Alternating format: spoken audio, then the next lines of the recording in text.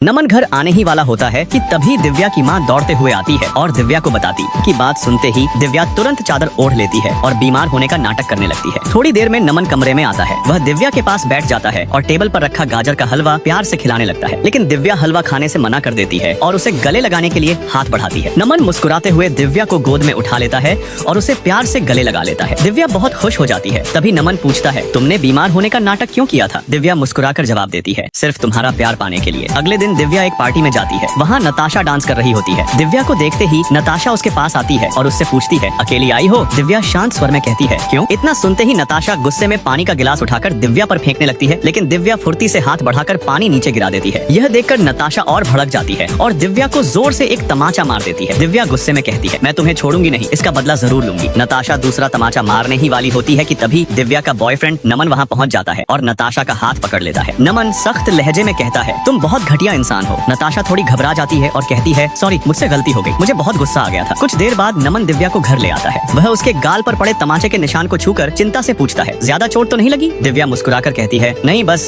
थोड़ा सा लगा है। बाद में दिव्या अपनी माँ के साथ ऑफिस में बैठी होती है। वह एक सेल्फी खींचकर नमन को भेज देती है। उधर नमन कंपनी की मीटिंग में बैठा होता है कि तभी मोबाइल पर मैसेज की आवाज आती है। वह फोन उठाकर देखता है। नताशा की भेजी हुई फोटो होती है। यह देखकर मीटिंग में बैठे कुछ लोग मुस्कुरा देते हैं। थोड़ी देर बाद नताशा नमन को कॉल करती है और वॉलीबॉल खेलने के लिए बुलाती है। नताशा पहले ही वहाँ पहुँच जाती है और एक खिलाड़ी से बातें करने लगती है। नमन को आते देखकर नताशा जानबूझकर उस खिलाड़ी को पानी पिलाने लगती है और गले में हाथ डालकर प्यार से बात करती है। खिलाड़ी हैरान हो जाता है और सोचने लगता है कि उसके साथ आखिर हो क्या रहा है। दरअसल नताशा यह सब नमन को चिढ़ाने के लिए कर रही होती है। खिलाड़ी घबराकर कहता है, सॉरी भाई, मैंने कुछ नहीं किया। तभी नमन आगे बढ़ता है, नताशा का हाथ पकड़ता है और उसे वहाँ से घर ले जाता है। अगर वीडियो अच्छा लगे तो लाइक और सब्सक्राइब जरूर करें।